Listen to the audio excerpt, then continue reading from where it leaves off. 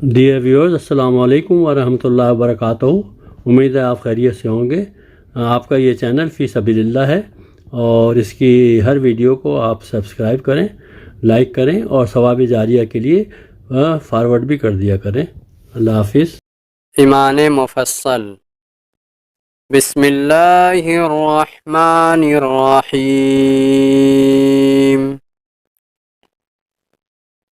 آمنت باللہ وملائکتہ وکتبہ ورسلہ والیوم الآخر والقدر خیرہ وشرہ من اللہ تعالی والبعث بعد الموت۔ ترجمہ: میں ایمان لایا اللہ پر اور اس کے فرشتوں پر اور اس کی کتابوں پر اور اس کے رسولوں پر اور قیامت کے دن پر اور اچھی بری تقدیر پر اور مرنے کے بعد جی اٹھنے پر۔ ایمان مجمل۔ بسم اللہ الرحمن الرحیم۔ آمنت باللہ کما هو بأسمائه وصفاته وقبلت جميع أحكامه اقرار باللسان وتصدیق بالقلب۔ ترجمہ: میں ایمان لایا اللہ پر جیسا کہ وہ اپنے اسماء مبارک اور صفات کے ساتھ ہیں۔ میں نے قبول کیا اس کے سارے احکامات کو، زبان سے اقرار ہے اور دل سے یقین ہے۔ وآخر دعواهم أن الحمد لله رب العالمين۔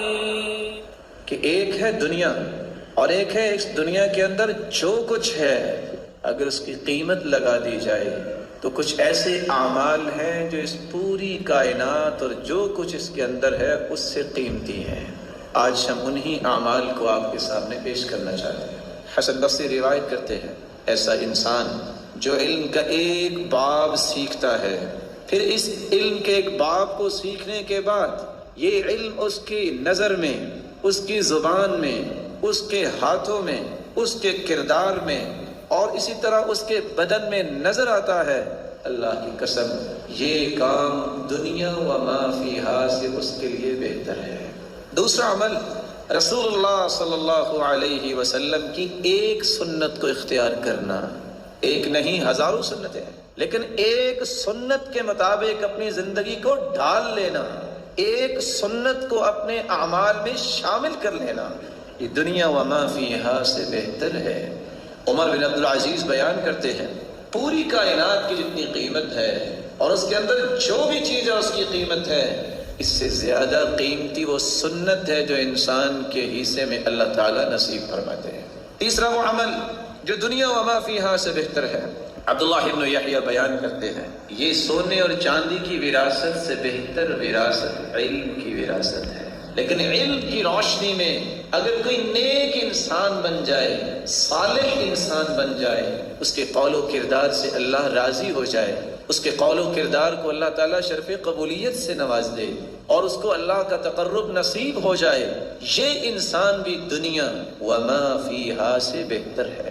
چوتھا عمل جو دنیا و ما فیہا سے بہتر ہے، مقاتل ابن حیان بیان کرتے ہیں، عمر بن عبدالعزیز کے پاس بیٹھے تھے، اچانک ابو بردہ بن نیار رضی اللہ عنہ داخل ہوئے، فقال یا امیر المؤمنین، اے مومنوں کی خلافت سنبھالنے والے، میں تمہیں ایسی چیز کا تحفہ پیش نہ کروں جو دنیا و ما فیہا سے بہتر ہے؟ کہا کوئی ایسا بھی تحفہ ہے جو پوری کائنات سے مہنگا ہے؟ کہا جی ہاں، نیکی کی ایک بات جو کرتا ہے جو قرآن و سنت سے ثابت ہے اور اس نیکی کی بات کو دوسرے بھائی تک پہنچا دیتا ہے، اس کو اتنا اجر ملے گا اگر پوری دنیا کو اللہ کی راہ میں صدقہ کر دے تو اس نیکی کو نہیں پہنچ سکتا۔ چھٹا عمل جو دنیا و ما فیہا سے بہتر ہے، عمر رضی اللہ تعالی عنہ فرمایا کرتے تھے، لوگ سمجھتے ہیں کہ شاید گھر بڑا ہے بڑا اچھا ہے، شاید ایک انسان کا عہدہ بڑا ہے بہت اچھا ہے، لیکن اگر وہ صدق نیت سے اللہ اکبر کہہ دے، تکبیر کہہ دے، اللہ کی کبریائی کو بیان کر دے، اتنا اس کو بلند مقام ملے گا کہ دنیا ساری بیچ دے اور بیچ کے اللہ کی راہ میں دے دے تو اتنا مقام جنت کو نہیں مل سکتا۔ ساتویں بات، دنیا وما فیہا سے بہتر جس کو آج امت بھول گئی۔ رسول اللہ صلی اللہ علیہ وسلم نے فرمایا اس وقت تک قیامت قائم نہیں ہوگی۔ ایسے فتنوں کے ماحول میں اللہ کے سامنے ایک سجدہ کرنا اس کی قیمت اتنی ہے کہ پوری دنیا کو بیچا جائے اور اس کے اندر جو کچھ ہے اس کی قیمت حاصل کر لی جائے تو انسان کو جو مقام اس سجدے سے ملے گا اس مال سے نہیں مل سکتا۔ آٹھواں عمل جو دنیا وما فیہا سے بہتر ہے، رسول اللہ صلی اللہ علیہ وسلم نے فرمایا صبح کی 2 رکعتیں، فجر کی نماز سے پہلے 2 رکعتیں اتنی قیمتی ہیں، خیر من الدنیا وما فیہا، پوری کائنات اور جو کچھ اس میں ہے اگر اس کو بیچ دیا جائے تو ان 2 رکعتوں کی قیمت ادا نہیں ہو سکتی۔ 9واں عمل جس کو آج انسان توجہ نہیں کرتا، فرض نماز کو وقت پہ پڑھنا دنیا وما فیہا سے بہتر ہے۔ آج ہوتا کیا ہے، رمضان آ جائے یا غیر رمضان ہو، ظہر اثر کی نماز، فجر کی نماز اس لیے نہیں مسجد پہنچ پاتے، بس جی سو گیا تھا، بس جی گرمی بڑی تھی۔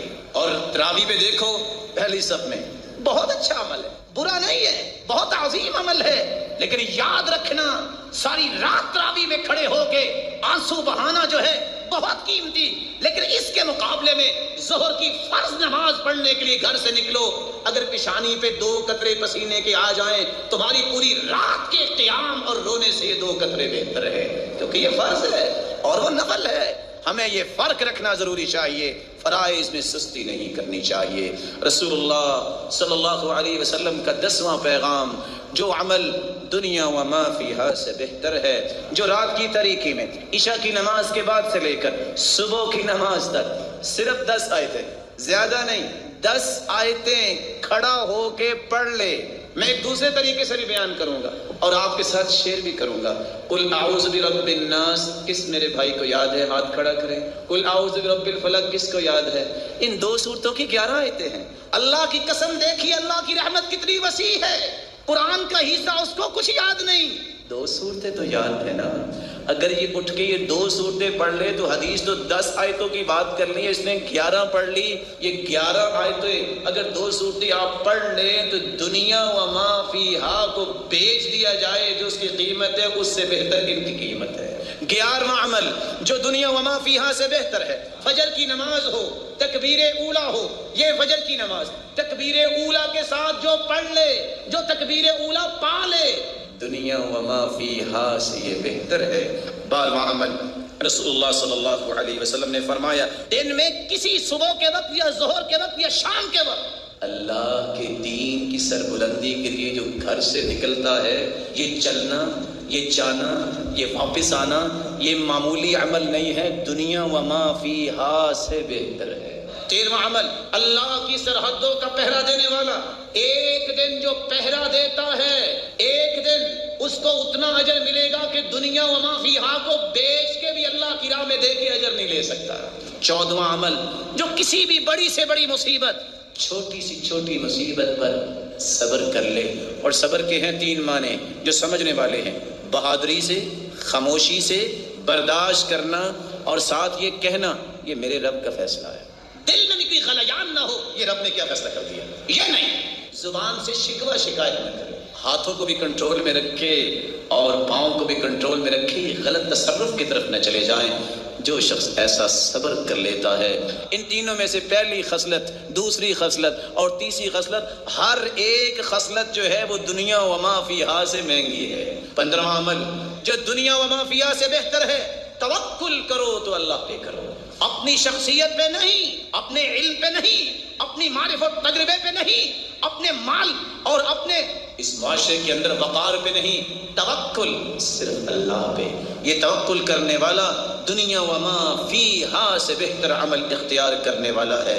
اللہ کی قسم اگر تمہارا دل صاف ہو جائے، صرف ایک اللہ کی محبت ہو، دنیا کے ہر فرد کی محبت نکال دو، دنیا وما فیہا سے بہتر تم بن جاؤ گے. جب ایسی کیفیت بن جائے پھر تم جو بھی رب سے مانگو گے اللہ تمہیں فوراً عطا بھی کر دیں گے. میری اللہ سے دعا ہے اللہ ہمیں ایسے اعمال کرنے کی توفیق عطا فرمائے. وما علیہ الا البلاغ. رسول اللہ صلی اللہ علیہ وآلہ وسلم نے فرمایا جب سیدنا سعد رضی اللہ تعالی عنہ کی والدہ گرامی اللہ کے پاس چلی گئی، کہتے ہیں یا رسول اللہ ان امی ماتت، میری والدہ تو اللہ کے پاس چلی گئی، فأی الصدقۃ افضل، سب سے افضل صدقہ کون سا ہے جو میں اپنی والدہ کی طرف سے کر سکتا ہوں؟ قال علیک بالماء، علیک بسقی الماء، لوگوں کے لیے پانی کا بندوبست کرو.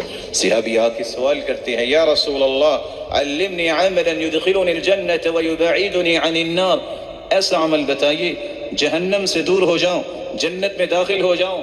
فرمایا لقد اقصرت الخطبہ ولكن عرفت المسألہ، بات تو بڑی چھوٹی کی ہے لیکن بہت بڑی بات تم نے پوچھ لی ہے. اگر جہنم سے بچنا چاہتے ہو، جنت میں جانا چاہتے ہو تو کیا کرو؟ اطعم الجائع، کسی بھوکے کو کھانا کھلا دو. فإن لم تطق ذلك، اتنے پیسے نہیں ہیں. واسق الظمآن، کسی پیاسے کو پانی پلا دو، اتنی بھی طاقت نہیں ہے. وأمر بالمعروف وانہ عن المنکر، نیکی کا حکم کیا کر برائی سے منع کر. ڈرتے ہو کہ کوئی مارے گا، اتنی بھی طاقت نہیں ہے. وکف لسانک الا عن خیر، زبان کی حفاظت کر لو، جب بھی بولو اچھی بات بولا کرو، قیامت کے دن جہنم سے بچ جاؤ گے، جنت میں چلے جاؤ گے. رسول اللہ صلی اللہ علیہ وسلم نے فرمایا یحشر الناس یوم القیامہ اعرى ما كانوا قط واظمأ ما كانوا قط، قیامت کے دن لوگ اکٹھے ہوں گے، کبھی زندگی میں اس طرح بے لباس نہیں ہوں گے جس طرح اس دن ہوں گے. کبھی زندگی میں اجوع ما كانوا قط، کبھی ان کو بھوک نہیں لگی ہوگی جتنے اس دن بھوکے ہوں گے. کبھی زندگی میں اتنے پیاسے نہیں ہوں گے جتنے اس دن پیاسے ہوں گے. انصب ما كانوا قط، اس قدر ٹوٹ چکے ہوں گے اور چل چل کے چکنا چور ہو چکے ہوں گے، کبھی اس پیغمبر کے پاس کبھی اس پیغمبر کے پاس. لیکن ساتھ ہی اللہ کے رسول صلی اللہ علیہ وسلم نے خوشخبری سنائی ومن اطعم مسلما اطعمه اللہ، جس نے دنیا میں کسی کو کھانا کھلایا ہوگا اللہ اس کے کھانے کا بھی بندوبست کریں گے. ومن سقا مسلما سقاہ اللہ، جس نے کسی کو پانی پلایا ہوگا اللہ اس کے پانی پلانے کا بندوبست کرائیں گے. من کسا مسلما کساہ اللہ، جس نے کسی کو لباس دیا ہوگا اس نے اللہ ذو الجلال اس کے لباس کا بندوبست فرمائیں گے. ومن عامل للہ، جو دنیا میں تھکتا رہا اللہ کی رضا کے لیے اعفاہ اللہ، قیامت کے دن اللہ یہ ساری تھکاوٹیں دور فرما دیں گے. امام احمد بن حنبل سے اسی لیے تو پوچھا تھا بیٹے نے یا ابی متى الراحہ، والد گرامی صبح و شام ایک ہی کام ہے، حدیث پڑھنا اور پڑھانا، نیکی کے کام کرنا اور کروانا، آپ راحت کب لیں گے؟ تو باپ نے مسکرا کے جواب دیا تھا عند اول قدم فی الجنہ، جب جنت میں پہلا قدم رکھوں گا تو پھر اللہ کے فضل سے راحت ہی راحت ہے. رسول اللہ صلی اللہ علیہ وسلم نے فرمایا ایما مؤمن اطعم مؤمنا اطعمہ اللہ من ثمار الجنہ، جو دنیا میں کسی کو کھانا کھلاتا ہے اللہ جنت کے خوشے اسے عطا فرمائیں گے. وَأَيُّمَا مُؤْمِنٍ سَقَى مُؤْمِنًا سَقَاهُ اللَّهُ مِنْ رَحِيقِ الْمَخْتُومِ، جو دنیا میں کسی کو پانی پلاتا ہے اللہ رحیق المختوم کی خالص شراب جنت میں اسے پلائیں گے. أَيُّمَا مُؤْمِنٍ كَسَى مُؤْمِنًا، جو کسی مسلمان کو دنیا میں لباس پہناتا ہے کساہ اللہ من خضر الجنہ، اللہ ذو جلال اسے جنت کی خلعت فاخرہ سبز رنگ کی پہنائیں گے جس کو دیکھ کے ہر بندہ رش کرے گا.